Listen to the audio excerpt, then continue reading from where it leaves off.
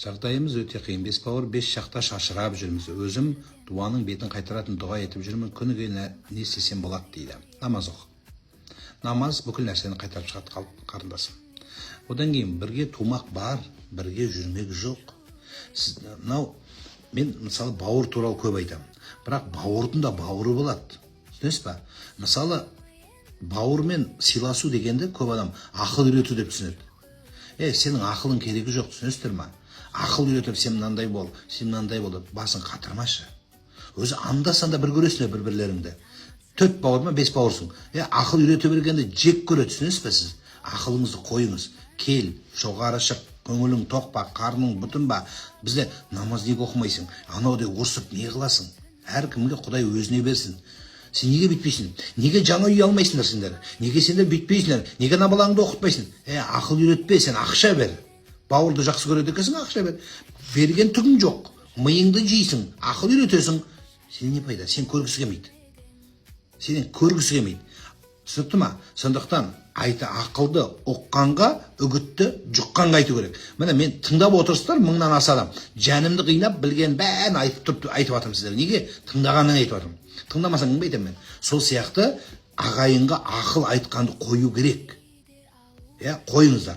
Келді ма бауырың? Кел, жоғары шық, жаным бауырым, бітті, осымен тоқта. Неге өйтпейсіңдер? Не айтшы сен маған? Неге сөйтіп жүрсің сен? Неге әйелді бүйтіп ұстамайсың? Нормальный әйелімен өмір сүріп жатқан бауырыңды қатынымен ұрыстырып, бытшын жындығып шығарасың. Осы сенің қатының дұрыс емес. Осы сенің қатының дұрыс емес. Баяғыда дұрыс еді, қазір бар ғой, бізбен дұрыс амандаспайды сол. Қалай сенмен амандасады? Не қадірің қалды сенмен? Қалай амандасу керек сенмен? Бауырды бір-біріне айдап сала берсең, кімге керексіз сіз?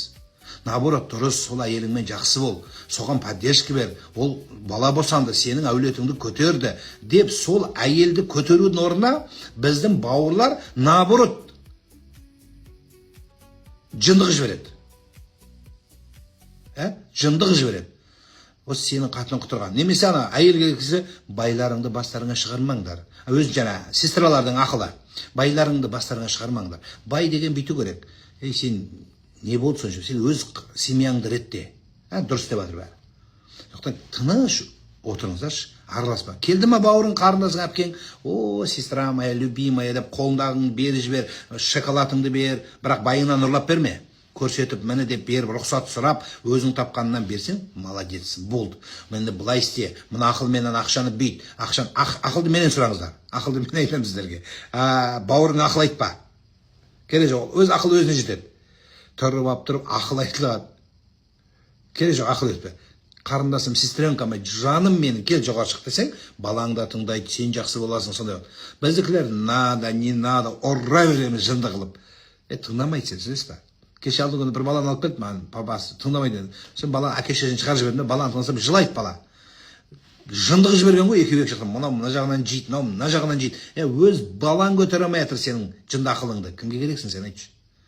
Қойыңыздар. Кел, жоғары шық, шана. Апаларымыз қандай еді? Апалар көрдіңіздер ғой бәріңіз.